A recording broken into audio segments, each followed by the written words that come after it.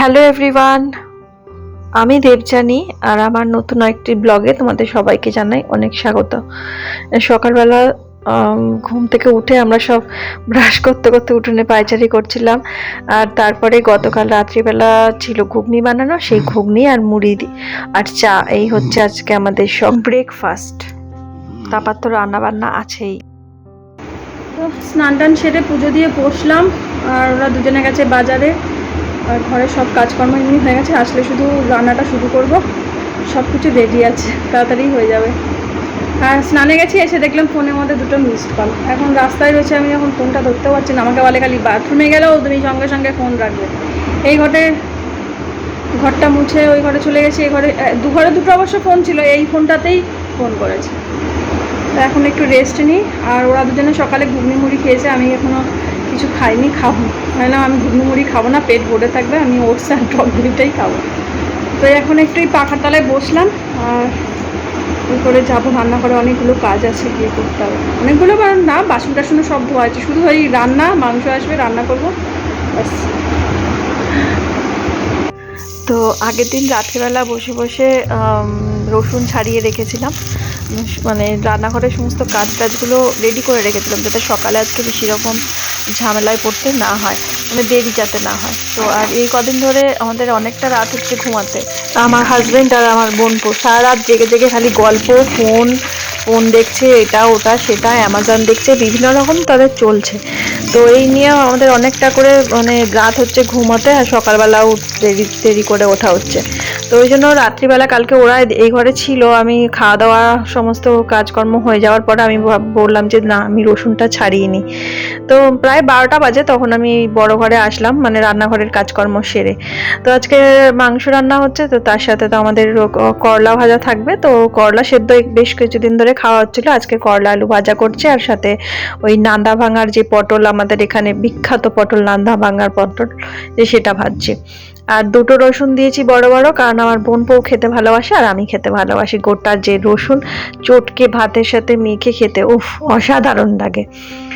আর এখানটাতে নিয়েছি রায়তা।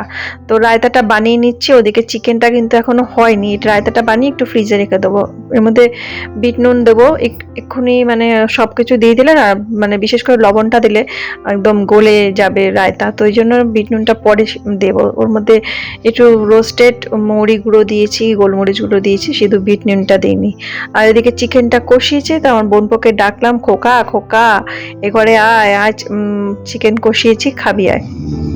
তো সেটা বাচ্চারা দেখবে খেতে ভালোবাসে চিকেন কষা। বাচ্চারা কেন, আমরাও কি কম যাই নাকি? রান্না করতে করতে মনে হয় এক পিস চিকেন কষা খাবো না, তারপর তো জলটা দেবো। আগে কষা কষা খাই, কষা কষা খেতে যে কি ভালো লাগে। তো দেখো এদিকে এখন চিকেনে কিন্তু জল ঢেলে দিলাম, মানে চিকেনটা সেদ্ধ হয়ে গেছে। আর আমি দেখো স্নান টান সেরে এসে রান্নাঘরে এসেছি। রান্নাঘরে যে এসেছি সমস্ত কাজ অনেকটা গুছিয়ে নিয়েছিলাম, শুধু চিকেনটা ধুয়ে নেবো, সেটা মশলা টশলাও করে নিয়েছিলাম। আর আমার এখানে একটা স্ট্যান্ড ফ্যান চলছে, তাও আমার অবস্থা দেখো। কিন্তু এই রান্না হবে, রান্নার পরেই খাওয়া দাওয়া চলবে, কারণ অনেকটা বেলা হয়ে গেছে। তো সবাই, ওরাও সকালবেলা একবার স্নান করে নিয়েছে, আমার হাজব্যান্ড আমার বোনপো বাজার যাওয়ার আগে, আবার এসেও একবার করে নিয়েছে স্নান। তারপরে তো দুপুরবেলা তো আছে। তো অবশ্য দুপুরবেলা ওদের স্নানটা আর করতে হবে না, বাজার থেকে ফিরে এসে স্নান করে আর ওই বড় ঘরে বসে আছে ঠান্ডার মধ্যে। আমি এখানে ঘেমে নিয়ে একাকার হয়েছি, মনে হচ্ছে এক্ষুনি গিয়ে জলে গিয়ে ঝপাং করে ঝাঁপ দিই। তো যাই হোক, আর ঝপাং করে ঝাঁপ দিইনি, রান্না বান্নাটা কমপ্লিট করে নিয়েছি। নেওয়ার পরে তো যখন আবার বড় ঘরে যাচ্ছি তখন তো স্নানের কথা ভুলেই যাচ্ছি। তারপর খাওয়া দাওয়া সেরে একেবারে স্নান টান সেরে তারপরে আবার মানে ফ্রেশ হয়েছি। তো চিকেনও হয়ে এসেছে, আর ওদেরকে এখন খেতে দিয়ে দিয়েছি, ওরা এখন খাচ্ছে আর গল্প করছে। আর রাত্রিবেলা আজকে কি মেনুটা হয়েছে তোমাদের সাথে এরপরে শেয়ার করব। আর দুজনেরই দেখো অবস্থা কিরকম, একজন তো নেরোমুন্ডি হয়েছে আমার বোনপো, আর আমার হাজবেন্ডের তো মাথার সব চুলগুলো উঠে যাচ্ছে। আর দেখো তোমাদের সাথে রাতের মেনুটা শেয়ার করি, তন্দুরি রুটি আর চিকেন কষা। এটাই তন্দুরি রুটি দোকানে অর্ডার দিয়েছিলাম, সাথে রায়তা। যেহেতু হোম ডেলিভারি নিয়েছিলাম, তো আমার হাজব্যান্ড বললো শুধু তন্দুরি রুটি নেবে, তার সাথে তাহলে অন্তত এগ তরকাটা নাও, তাই জন্য এগ তরকাটাও নেওয়া হয়েছিল। এই হলো আমাদের ডিনার মেনু।